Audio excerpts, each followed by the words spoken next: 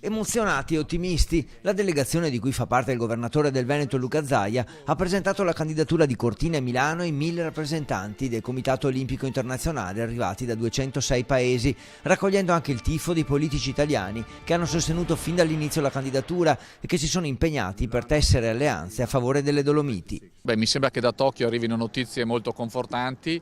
Questo a conferma che lo sport italiano è molto rispettato, che il Comitato Olimpico Nazionale è molto rispettato, che i membri italiani del CIO, a partire da Franco Carraro, hanno un grande seguito dentro il Comitato Olimpico Internazionale e soprattutto che la sfida italiana per le Olimpiadi può essere una sfida vincente. La candidatura di Stoccolma intanto sembra perdere consistenza, gli svedesi puntano su sostenibilità e ambiente ma c'è qualche scricchiolio, i veri sportivi però non sperano nei punti deboli dell'avversario. Io non so se sei indebolita, ma nello sport non si ragiona mai se gli altri sono deboli o se gli altri si infortunano o se gli altri non vanno bene, si ragiona su se stessi. Credo che Milano e Cortina e l'Italia abbiano tutte le caratteristiche per essere i migliori al mondo nell'organizzazione dei Giochi Olimpici invernali 2026.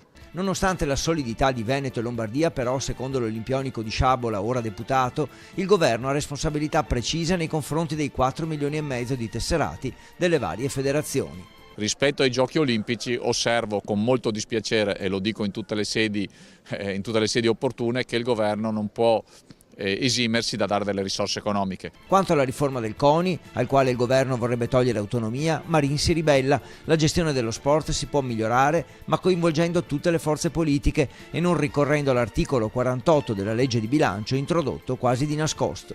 Non lo si fa sicuramente con l'articolo 48 della legge di bilancio. Una riforma ad hoc dello sport merita di essere fatta a viso aperto, non entrando a gamba tesa di notte. Dopodiché qualsiasi riforma dello sport secondo me deve garantire, anzi sono certo, l'indipendenza e l'autonomia dello sport italiano.